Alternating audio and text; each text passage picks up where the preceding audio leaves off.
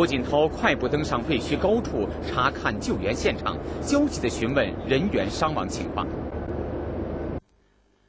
随后，胡锦涛对现场救援的部队官兵和消防队员说：“被困的群众正急切等待我们去营救，时间十分紧迫，同志们一定要争分夺秒工作，千方百计抢救幸存者。”我坚信，任何困难都难不倒英雄的中国人民。我们要前进！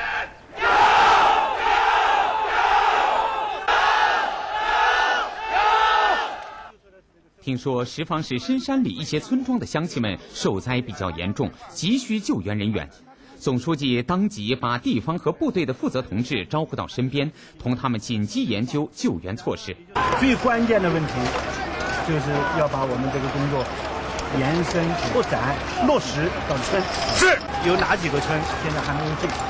立即组织小分队，县乡的干部带队，然后我们部队是主力，组织小分队，这个尽快的翻过山，徒步进去，要带必要的食品和水以及及时的药，轻装前进，这样呢，争取尽快的能够到这里。算一下，12点6公里前以前出发。好。时近中午，胡锦涛又来到设在什邡市区路边的一个受灾群众安置点。他弯下腰，走进一个个帐篷，询问群众家里情况怎么样，从哪里转移来，在这里几天了，吃饭、喝水、看病有没有保障。见总书记到来，几位在地震中失去亲人的妇女失声痛哭。胡锦涛走到他们跟前，坐在地上，耐心安慰他们。知道你们受了灾，也知道你们的房子被毁了，我房子都是知道你们的亲人，有的失去了自己的亲人，我们和你们一样感到难过，感到痛心。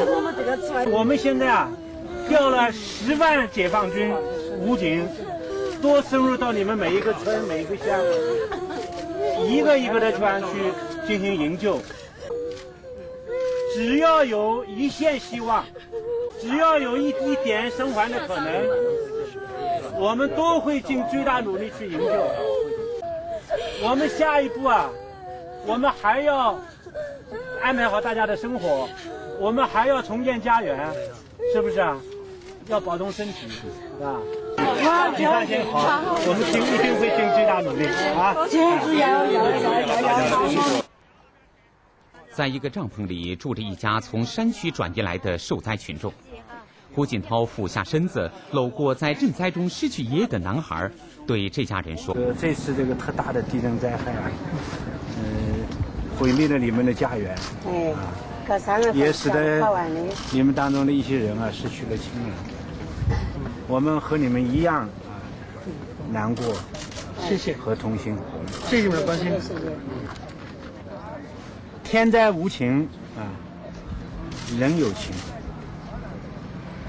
我们应该坚信有党和政府的亲戚关怀，有解放军武警部队全力这个救灾，有全国人民的大力支援，我们一定能够度过这个眼前的难关。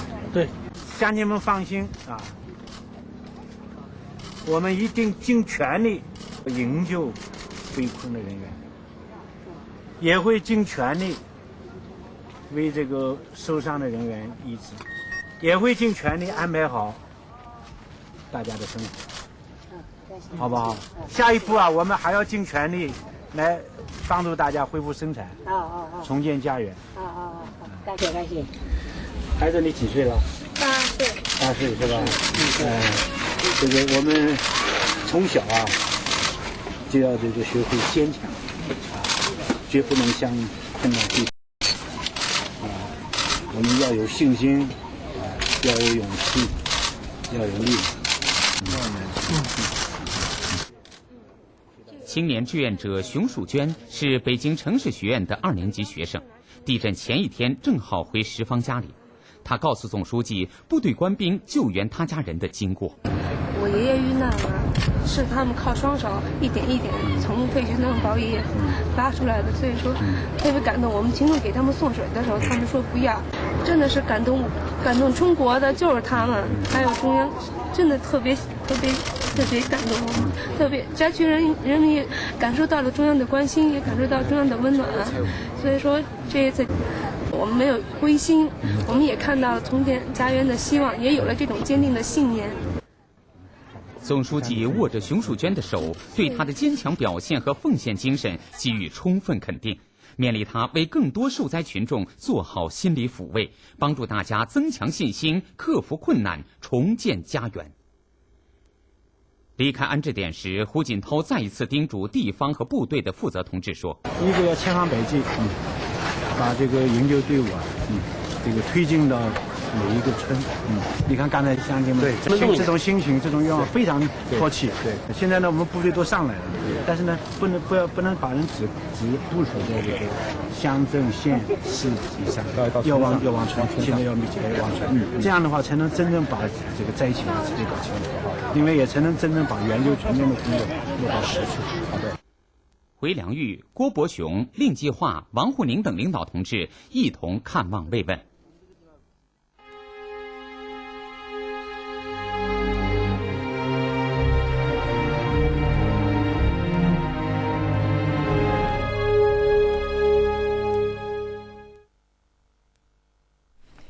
今天早晨，中国外交部下半旗悼念在四川汶川大地震中遇难的同胞。